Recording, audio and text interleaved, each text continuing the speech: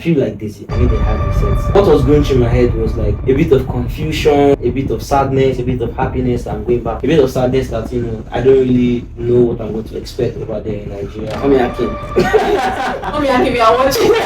Mommy Akim, you are watching this. Your son is still going to be great. Don't worry about it, sweetheart. Clarity comes when you move. Clarity does not come when you stay stagnant. Hi guys, welcome back to Priscilla's Corner again. Of course, to my new subscribers, welcome to my old subscribers. So today I'm having a friend of mine with me, an old friend, all the way from Estonia. So we'll be having very honest conversation today about his life abroad, how it brought him back to Nigeria, how he changed his life, his mindset and everything. Why are you blushing? I mean, why would I blush? It's been a very long time I've seen you now. Okay, but so before I would ask questions that I have to ask you, I always love to ask this question. And it's, how are you really? And I don't want to hear, oh, I'm fine, or how do you feel deep down there, in your head? Is this even like therapy session at this point of time? Yeah, I'm into mental health. Really? Mm-hmm. That's nice. That's nice. Yeah. I mean, how am I doing? That's a very deep question, I mean, how am I doing is more of a various emotions, and I'm actually very happy, bit confused, looking for clarity, very happy to see you also too. Enjoy a girl per se. Welcome to Younger Corner. But anyways, I'm doing good. Just doing good. Generally, doing good. That's good. Do you want to ask me anything before we start? How are you doing? I'm good. Please, I don't want I'm good. I don't want I'm something. Actually, I'm fine, but I'm not fine here. Okay. I'm still trying to figure out life and stuff. So yeah, so the first question I have for you today, I'm aware you went to Estonia, I think no longer for secondary school or something, and then suddenly you're back in Nigeria. We've never had that conversation before.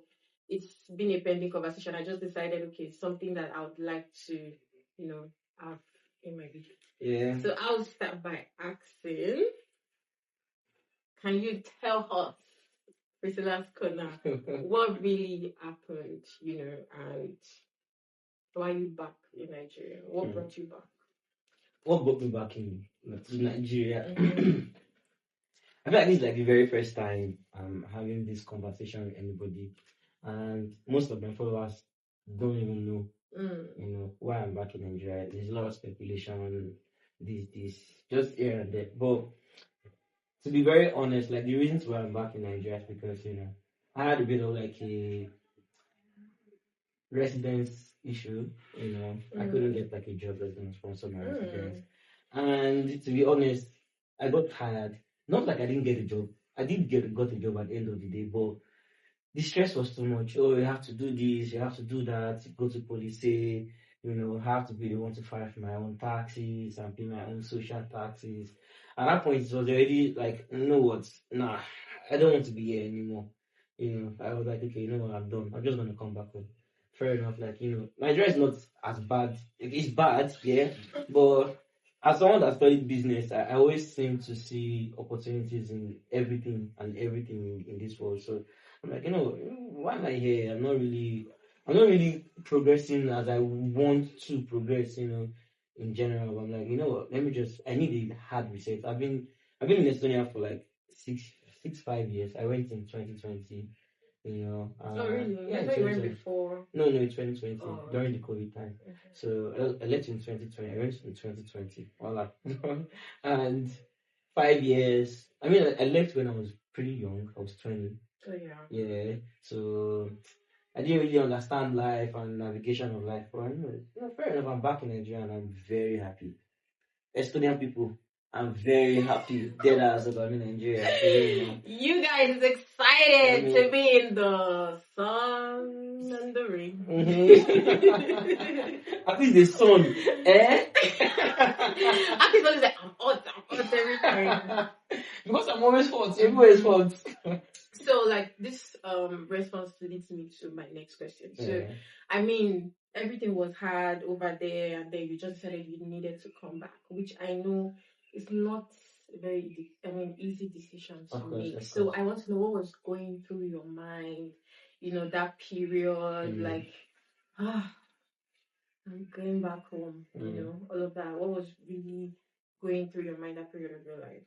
I mean, first of all, the experience was fun. Like, had a lot of fun, a lot of experiences. So when I say experience is hard, I wouldn't say maybe physically or financially. I would say experience was hard on me mentally. I mean, I was very young. I didn't really know my left from my right. I've always been this very happy boy wanting to just experiment and do a lot of stuff, But making events, MC. Oh, MC. Yo. Raise up the glass. Clock it. Anyways, like that. It has just been everywhere. Like, I would say that I didn't really find purpose. I felt like that was like the main thing. That was like the main problem in Estonia. I felt like I was doing a lot of things, and at the same time I was not doing anything. So you felt empty. Exactly. Oh, that's the right word, empty. So when I made that decision, I remember that was in July. Okay. I was with a friend, and we were just speaking. We knew about the whole thing. Like, I was very happy when I told him that I finally got a job. I was like, finally, guy, the visa thing is everything's going to be fine and everything. Well, I just sat down one day. I went to work and I came back and I'm like, you know what? Nah, this is not the life that I dreamed for myself, man. This is not just it. Like, I don't see myself continuing this same routine. I mean, it was fun having to think about my event stuff. I've been here for like 5 years. I go to Estonia, and my last year in Estonia was actually the best time for my event. That was when I made the most amount of money that I've ever made in events. But at the end of the day, it still didn't fulfill me. I still felt like something was very missing. So I'm like, you know what? I feel like I need a hard reset. So it was more of what was going through my head was like a bit of confusion, a bit of sadness, a bit of happiness that I'm going back home, a bit of sadness that I don't really know what I'm going to expect over there in Nigeria. I mean, the least of the thing was what people think. I didn't really care. Even what my parents think, I didn't really care about my parents, what they're going to think about it. I mean, but it was more like, it was so many mixed up emotions. I'm like, you know what? I've always been someone that I like to figure it along the way. One step at a time. Exactly. Clarity comes when you move. Clarity does not come when you stay stagnant. So yeah, that your response, you mentioning your parents, just brought up something in my head. What was it like for your parents? Because I've had experiences with parents when they have like children abroad and their children want to come and they'll be like, I want to come on me back. Like, why do you want to come back and all of that? So what was it like for them? Mommy Akin. Mommy Akin, we are watching. Mommy Akin, we are watching this, your son is still going to be great. You don't worry. Don't worry about it, sweetheart, But for my parents, my parents were quite chill about it. Yeah. I mean, we are very, very close, so they knew about everything that was going on at some point. They didn't really know what was going on. When I finally said, you know what, I bought my tickets, I'm coming in. I thought that was crazy. Oh, you bought the ticket before telling them? Yeah. Like, I bought my ticket, I'm coming in. That's a strong move. She was like, hey, enemies, hey, they're ready to come home. Hey. And you attend what? By my fire, Holy Spirit. So I'm like, I already finalized my mind and I'm coming in. There's nothing that can be done. She's like, yeah, I know it's Faramo. People don't understand. Remember, Yoruba means like, persevere and try harder, all of that. Like, nah, man, I'm mentally done about this whole thing. I don't want to stay anymore. I want to come back home. But, she understood at some point. She was very sad in the beginning, but at the end of the day, my mom is someone that has very strong faith. Yeah. I think I got that from her also too. She understood. My dad was just very indifferent about it. He was like, "Oh, my boy." Because it got to Nigeria this year at the end of the day. So, that's it. So, you mentioned faith in your conversation, and that leads me to my next question. Yeah. So, with everything that happened, your experience, and all, how did it affect your relationship with God?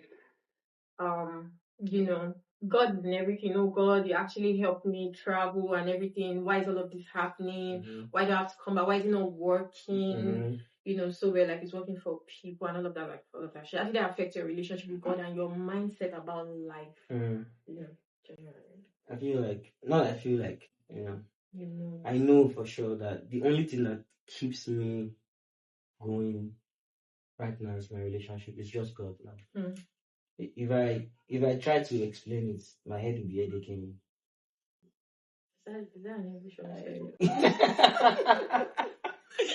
For me, like my head is going to start educating me straight up because it's beyond my own comprehension about what I can really think about it. And my faith in God has always been me and God. Me and a man upstairs, we have a very unique relationship. That's what I choose to be. We have a very unique relationship because, making events. Imagine making events on like Thursday, Friday, Saturday, and on Sunday I go to church. What's it like? Because of course, guys, let me let you guys know, he wasn't making events, say like church event or whatever. We're talking club, we're talking parties, like a lot of stuff, you know. So you were doing all of that and you were still going to church. I was still going to church. I mean, in my first year of Estonia, it's like I didn't really I had like a distance from God. And like, like what's the point of talking to this man? Like I didn't really get answers I was looking for. But along the way, those questions still keep pressuring my mind. I'm like, I'm just gonna give him a chance. I'm not gonna give him everything. I'm gonna give him a chance. Just to keep my sanity up there. Then I go to church. I go to club on Thursday, go to club on Saturday, on Friday, and on Sunday, Akindele is in church. So it's like he's speaking in tongues for real.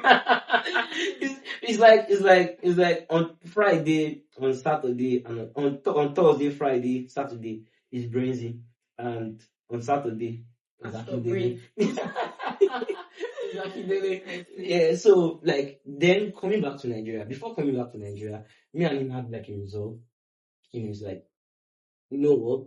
I know that God does not meddle in the affairs of men, as is written in the Bible, but I feel like He is the one that orchestrated everything from the beginning. He knows the end. So I'm like, you know what, big man, I'm just going to leave everything to you, and I trust you so much that you're going to prepare something very wonderful for me. He gave me the book to write the script. And even if I'm writing the script, you're still the director. And the director can always change the script anytime. You get the point. So it's like, okay, I'm just going to leave this OP to the director and let me just keep acting my own role. So it has been really, really nice. I'm just enjoying the journey of what God has been presenting. So, the last question I have for you to like sum up everything. Looking back at everything, you've been through, and you've been in Nigeria, I think, for a few months. What has everything taught you? What do you think you would have changed? Or what has it taught you, like, generally? I wouldn't change anything. First. No. I wouldn't change anything. I feel like these things that I experienced are treasures to me. I wouldn't even trade them for anything. Because these things, like, when you want to make diamonds, it has to go through fire. Like, very, very hot fire. And even not just through fire, you have to be there while you are turning it and making sure everything is fine and nice. So it's like these things that pass through is like the fire that is making me to be refined as the diamond I'm going to be. So it's like I'm really, really enjoying every moment, every minute, every process, and everything is going. And coming back to Nigeria, I mean, I'm working on a startup right now.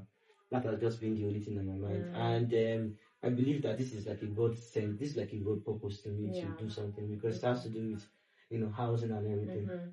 And it's like a very strong purpose for me.